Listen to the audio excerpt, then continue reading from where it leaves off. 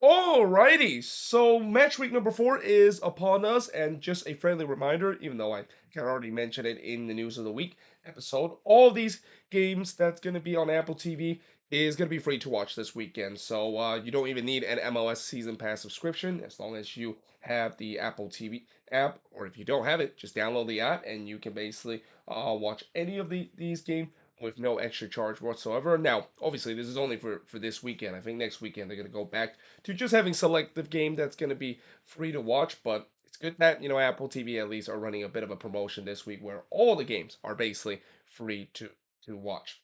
But that being said, let us take a look at these 14 games that's going to be happening in match week number 4. And just like what we have seen in the opening month of the season, we do have a couple of matinee games on Saturday, 3 of them this week. Then we have the meat of the action, where most of them is actually happening around 8:30 p.m. Eastern, 5:30 p.m. Pacific, similar to a couple of weeks ago when that, of course, is the case. There's actually going to be two 7:30 p.m. Eastern, 4:30 p.m. Pacific start, but then after that, there's going to be 6 games that starts at 8:30 p.m. Pacific, 5:30 p.m. Or 8:30 p.m. Eastern time, 5:30 p.m. Pacific, and there's going to be a time where there's going to be like 8 games that's going to be on the same time. But there also is going to be the two Sunday game. One of them is going to be a matinee game, and then the other is going to be a night game to round off match week number 4.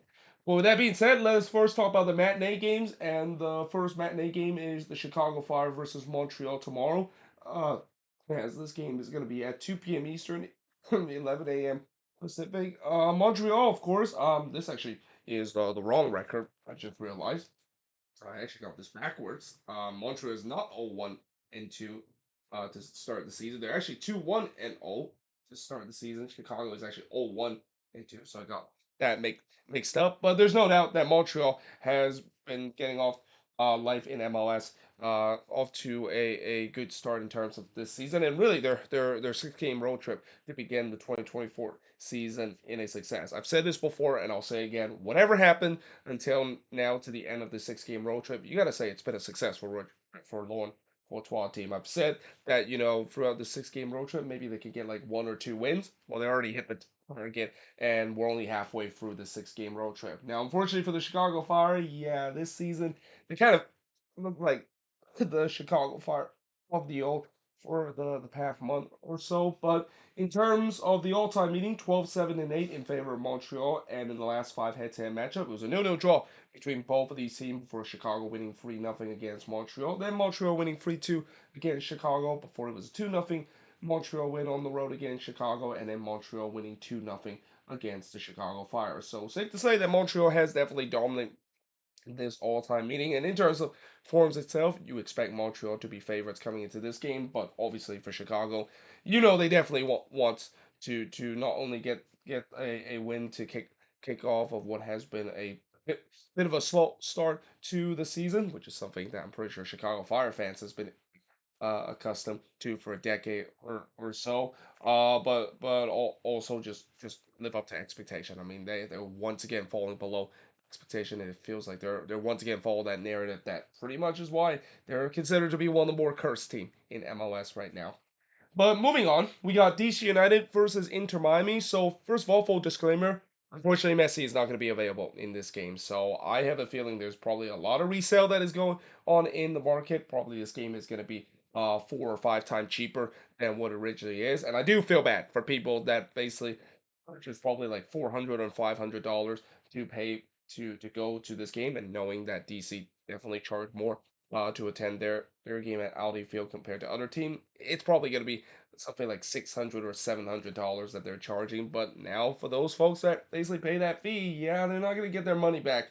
Even though if they want to sell it, because Messi is not going to be available in this game.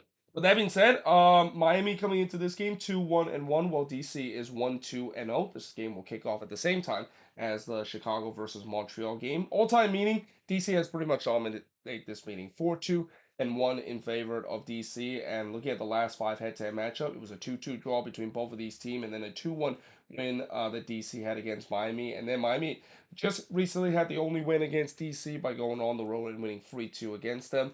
For it was 2-2 draw between both of these teams, and DC winning 1-0 against Inter Miami. Also, an interesting fact that I found out is that literally more than half of these games feature a red card. So something tells me that they don't really have a big rivalry between both of these teams, but it's kind of weird the fact that pretty much every single game or every one or two games that there's a red card that is being shown, and that include the first time when both of these teams met each other where there was a red card that was shown. But yeah, this is going to be interesting for Inter Miami. Again, this is the second game where they're not going to have Messi available, and that they're going to hope that his friends and some of those supporting cast will do enough to face against the DC team that, like what we've seen before with DC, they always tends to get off to a strong start to the season, and the season is no exception. And what's even more impressive is that the fact that they're still off to a pretty good start, despite the fact that their star striker Christian Benteke has not been available ever since he scored that hat trick on opening weekend.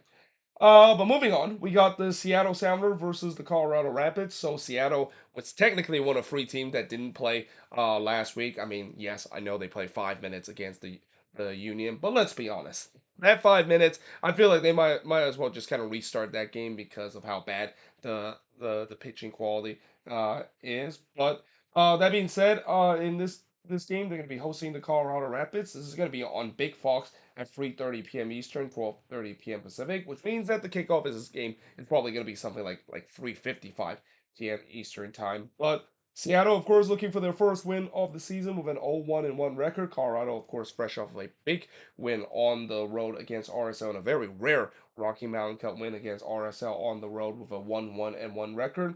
Now, in terms of the all-time meeting, Seattle has pretty much dominated this all-time meeting, 25-4-8 in favor of the Sounders. Last five head-to-head matchup, it was a 2-1 road win against Seattle or 2-1 Seattle win against the Rapids on the road before Seattle won 4-0 against the Colorado Rapids. Then Seattle won 2-1 against Colorado before Colorado did win 1-0 against Seattle, and then it was a 1-1 draw between both of these teams. In fact, the last time the Seattle Sounders have lost to the Colorado Rapids, you have to go back to 2016. That's the last time. And in fact, the Rapids have only won twice against the Seattle Sounders at Lumen's Field. So yeah, they're definitely going to be up against it in this game. But that being said, Seattle is definitely still struggling with dealing with injury concern. Consider one of their main star, Pedro de la Vega, he's not going to be available at least the bare minimum probably until May, and that the Seattle haven't played very well in the last couple of games, and with the Rapids, seems like they've been improving every single game under Chris Armors. I'll be surprised that they might swing a bit of an upset in this game. With that being said, moving on now, getting into the meat of the action in terms of this match week. We start off with the first of what would be 8 games that's going to be on at the same time between the Columbus Crew and the New York Red Bulls. And I say 8 games technically by the time when we get to the 8:30 p.m. Eastern, 5:30 p.m. Pacific window. That's when there's going to be 8 games that's going to be on it. But at least for the first hour, there's going to be this game and this game being on. But yeah, this is a very interesting matchup because both of these teams are playing very well coming out of the gate. But in terms of the all-time meeting, 39, 13, and 35 in favor of Columbus. In terms of the last five head-to-head matchup, it was a 2-1 Columbus win over the Red Bulls before the Red Bulls won 2-1 against Columbus. Then Columbus returned the favor by winning 2-1 against the Red Bulls before it was a 1-1 draw between both of these teams, and then the Red Bulls won 2-1 on the road against the Columbus Crew. So even looking at the last five head-to-head matchup, there's really not much to separate between both of these teams. I mean, both of them got 2 wins, and both of them got a draw out of this. And that again, the way that I will say that Columbus, as much as they're getting off to a good start this season, I don't think they really have hit like third or second gear yet. I mean, there's been times where they kind of just scrape by getting the win. Last week was definitely an example of getting a 100-minute winner against the Chicago Fire, and they need to be up for it to face against a Red Bulls team that not only they get more rest because Columbus, of course, play midweek in the CONCACAF Champions Cup, but also the New York Red Bulls are red hot. Like they look like a team that I think what many people thought that they were last season, which is a team that could be looking like the best Red Bulls team that we have seen since they won the Scorer Shield in 2018. Now, moving on, we got NYCFC versus Toronto FC. So this is a matchup between two teams that's kind of heading into the opposite direction to begin the season. For NYCFC, it's been an absolute nightmare of a start this season, losing all three of their first 3 games. Well, Toronto, off to a really surprising start. Like if you got to say who is the team that's off to the most surprising start, it's gonna be Toronto FC. I mean, there's no discussion. This is supposed to be a team that should win the wooden spoon this year, and yet here we are, just 3 games into the season. They're already halfway in terms of reaching the total wins that they had all of last season. But in terms of the all-time meeting, 9-7-9 in favor. Well, actually, it doesn't in favor anyone. It's a pretty tight all-time meeting. But the last 5 head-to-head matchup, NYCFC did win 3-0 against Toronto before Toronto did win 1-0 against NYCFC. And then there was a 9-goal thriller between both of these teams, 5-4 in favor of NYCFC before Toronto did win 2-1 against NYCFC. And then both of these teams drew 2-2 against each other. And by the way, both of these teams also play in the Leeds Cup. That was a 5-0 win that NYCFC had against Toronto. So there is going to be goals that could be scored in this game, though I doubt that it could happen considering both of these offense haven't been very well. I mean, I've said that Toronto, of course, are off to a good start, but it's been really them kind of grinding out resort to get points, and that there's nothing wrong with that. I mean, when you're a team that doesn't have a lot of quality and you're able to do so, all credit has to go to John Herman. But on the other side with Nick Cushing, you got to believe that he's basically already started fighting for his job because the Cushing out drum is definitely banging louder and louder of every losses that NYCFC suffer, and this will definitely be unacceptable if NYCFC get to an 0-4 start, especially against a team that many people thought this season aren't supposed to be as good as what we saw right now with Toronto FC.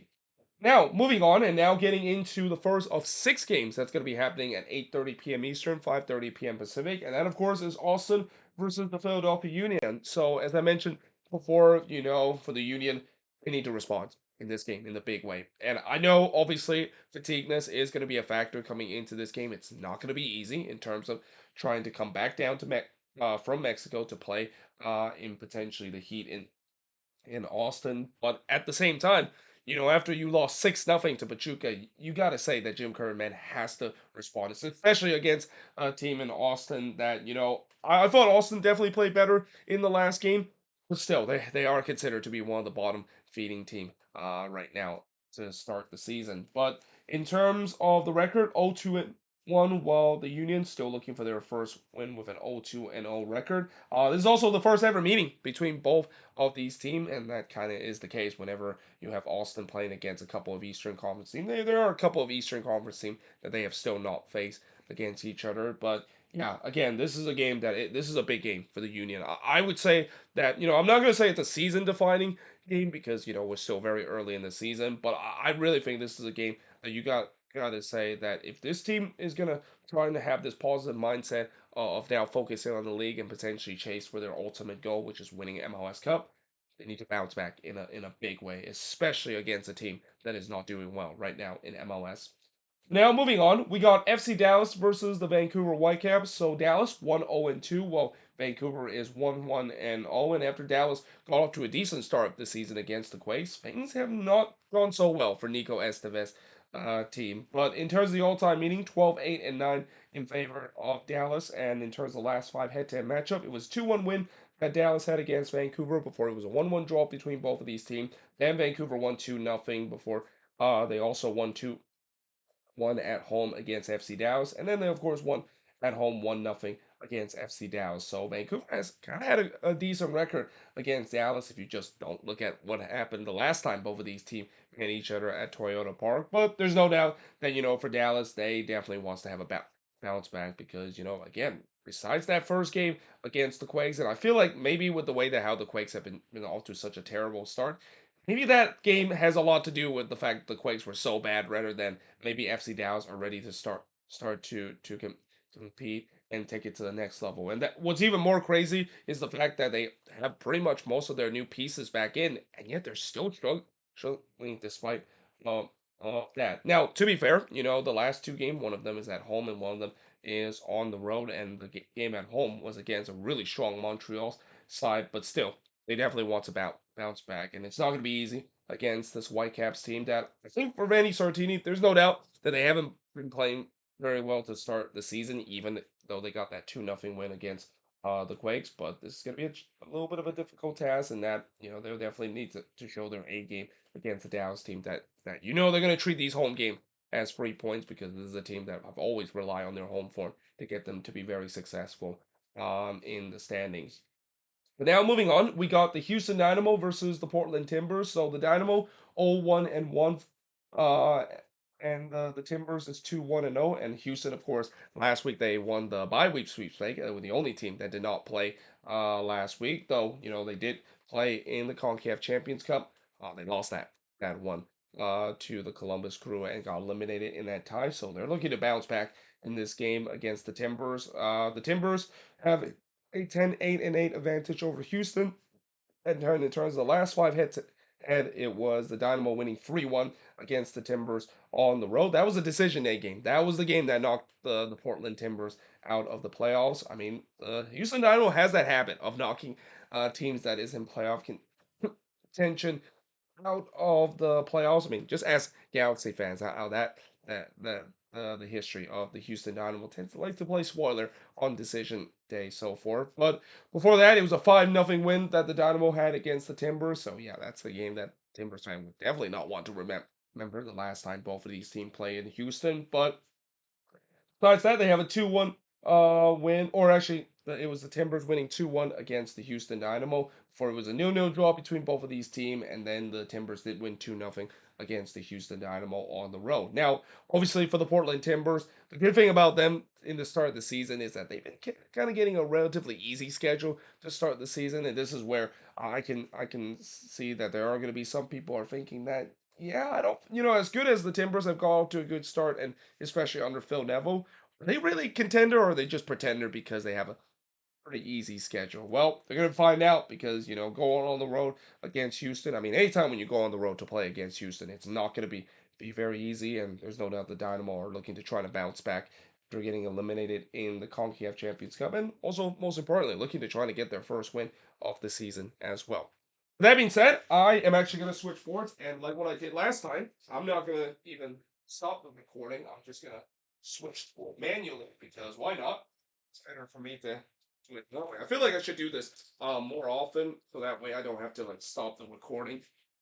And basically I can just move on straight away as so. But either way, moving on in the next match, we got Sporting KC versus the San Jose Earthquakes. Now, obviously, I don't want to say this, and I know I made that promise from year past that I don't want to just say I guarantee a win for an opposition, but this one is very tempting because I am really tempting to give Sporting KC the win automatically in this game, and also kind of congratulate Sporting KC fans of getting a free win in this one and finally getting their first win of the season, and don't have to wait 10 games into the season to get their first win because they're playing against a team that is pretty much one of the worst team right now in MLS, or you could argue maybe the worst team in the league, and certainly the worst team right now in the Western Conference, as the Quakes are the only team in the West to have yet to register a point. Whereas for Sporting KC, what's kind of interesting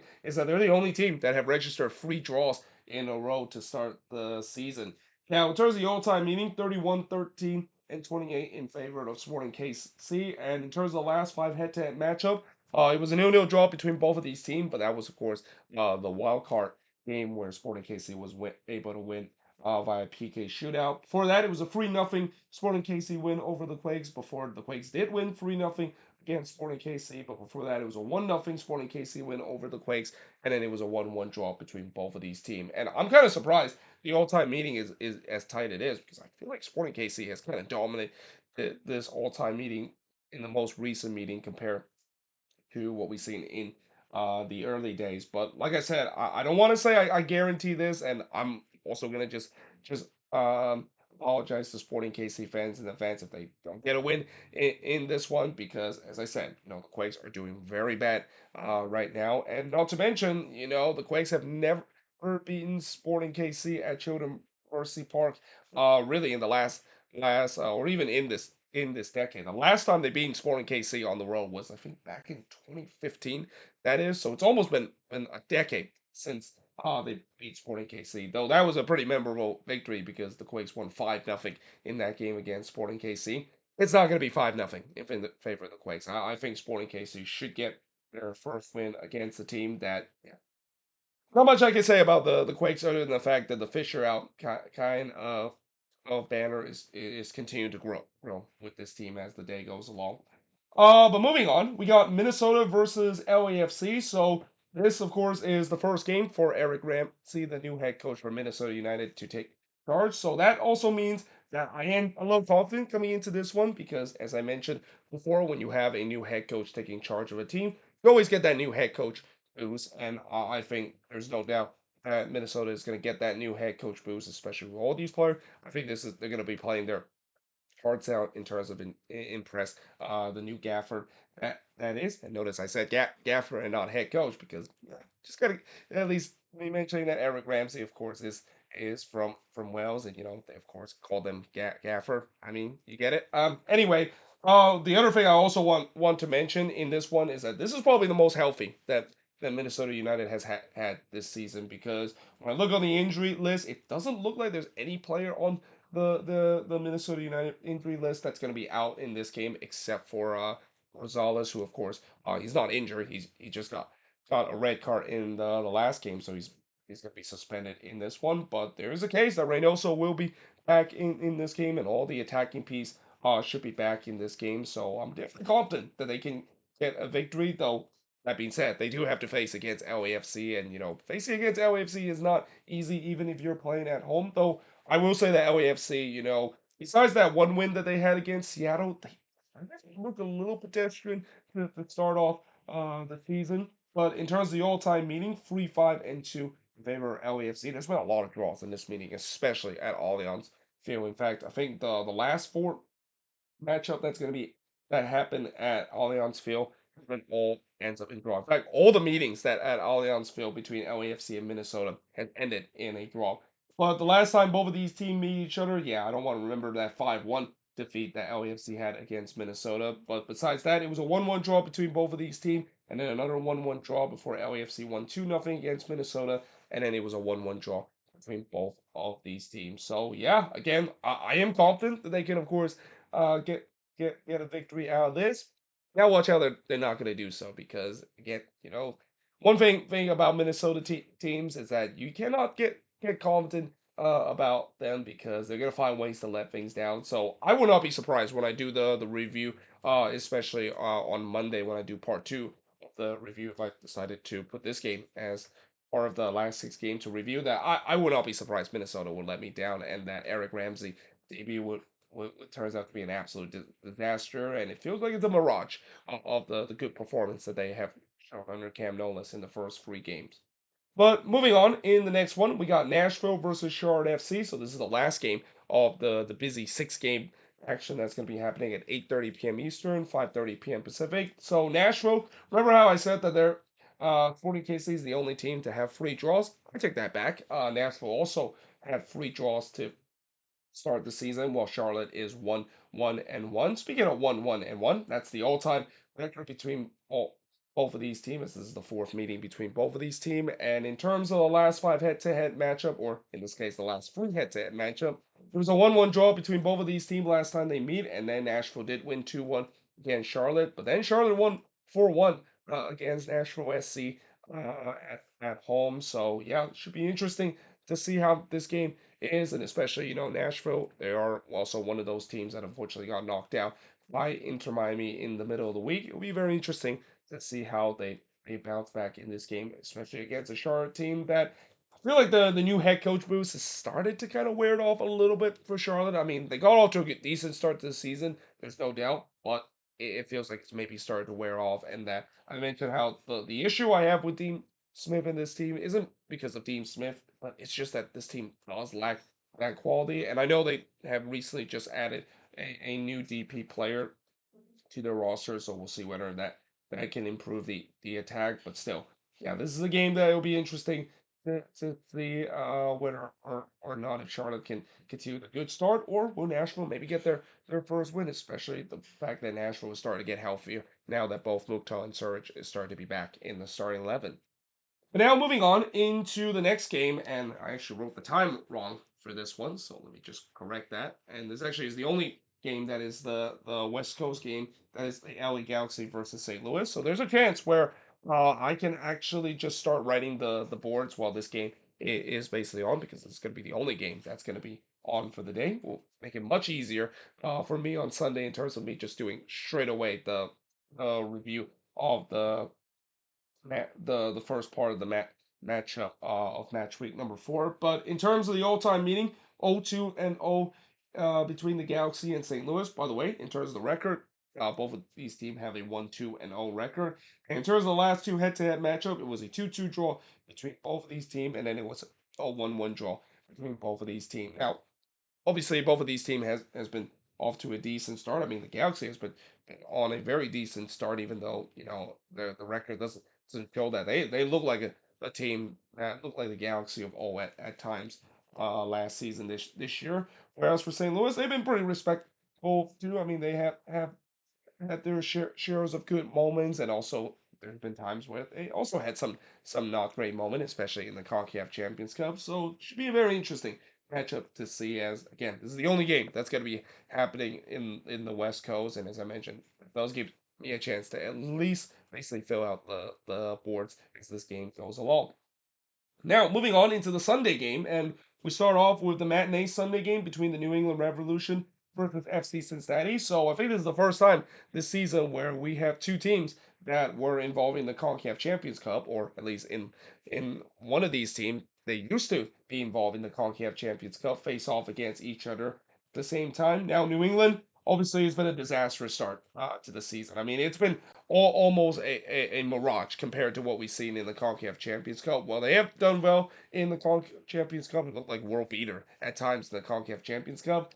In league play, it's been a rough go. 0-3 to start the season. They're one of only 3 teams to have yet to register a single point to this season. Whereas for Cincinnati, 1-2 and 0, and they have their fair struggle to start the season as well, especially on the goal scoring department, that is. But in terms of the all-time meeting, 5-3 and 1 in favor of New England. So New England actually has done well against Cincinnati, and this is even when Cincinnati started to be a much better team compared to what we saw in the first couple of games. In fact, that one win that Cincinnati had against New England is still the one win that they had back in the very first meeting between both of these teams. We remember when Cincinnati was able to win 2-0 on the road against New England, and we thought Cincinnati was gonna be off to a great expansion season. Yeah, that did not, of course, happen for the rest of the way. But in terms of the last 5 head-to-head matchup, it was a 2-2 draw between both of these teams before it was a 1-1 draw between both of these teams. And it was a 2-2 draw between both of these teams before New England did win 3-2 against Cincinnati, and then New England win 4-1 against FC Cincinnati. So, yeah, again, this should be interesting because of the way that, you don't. Normally, I said that one of these teams, of course, has the advantage of getting extra rest, and they don't have to play on the road in the CONCACAF Champions Cup. But both of these teams just did that. I mean, for New England coming back from Costa Rica, for Cincinnati coming back from Monterrey in Mexico, and especially after a defeat, be interesting to see how the response is. And I have a feeling, most likely this week in terms of CONCACAF Champions Cup, or teams involving that competition, they might not go 0-4 in terms of that. We might at least see one or two wins in terms of teams that were involved in the CONCACAF Champions Cup and still hard as they push forward to the quarterfinal. Mainly because again, we do have some head-to-head matchup like what we see in this one as well.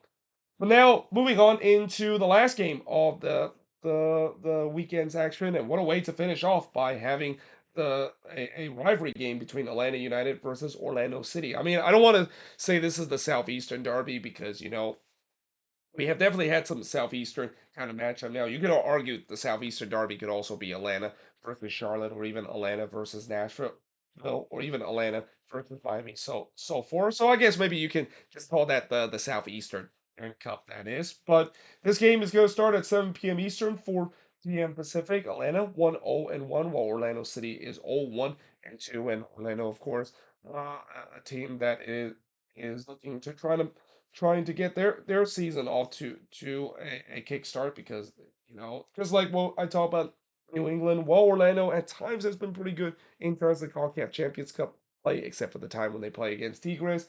They have not done very well when it comes to league play. Now for Orlando, they are coming off of a big win against New England, and when you come off of a big win, it can have two factors. You can either carry that momentum heading into the next game, or you can have a bit of a letdown. Something tells me it could maybe be the latter because Atlanta is playing at home in this one.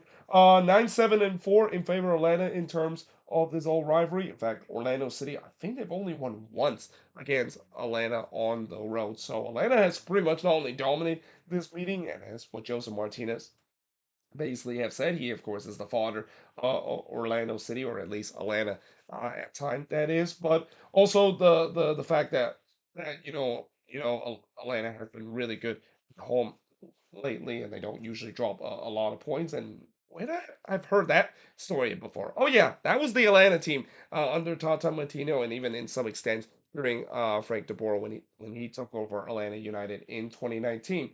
Now, in terms of the last five head-to-head matchup, Orlando actually won the last head-to-head matchup. So remember how I said I think this might be the game where they got the only win against Atlanta United. I might be mistaken though. I think there was another game that they might have got it, but either way, Orlando actually did win the last meeting at Mercedes-Benz Stadium. So hear me talk about how Atlanta being so dominant against Orlando at Mercedes-Benz Stadium, and then I look at the last five head-to-head and Orlando the win last time when both of these teams play at Mercedes-Benz Stadium. But then it was a 1-1 draw between both of these teams before Atlanta won 1-0 against Orlando City, a 1-0 win Atlanta had against, or no, a 1-1 draw that Atlanta had against Orlando City, and then Atlanta won 3-0 against Orlando City. So yeah, again, this should be an interesting matchup considering, anytime with both of these teams play against each other, there's going to be some dislikeness between both of these teams. So yeah, we'll see what is another chapter of the Atlanta versus Orlando City rivalry is going to be brought to us to finish off match week number 4. But as always, let me know in the comments below what do you think of all the games that I've reviewed, and as always, let me know in the comments below your prediction for all of these 14 games that's going to be happening in match week number 4. But until then, hope you guys enjoyed this video. If you do, make sure you guys leave a like, smash the subscribe button, and yeah, of course, we'll see you guys next time.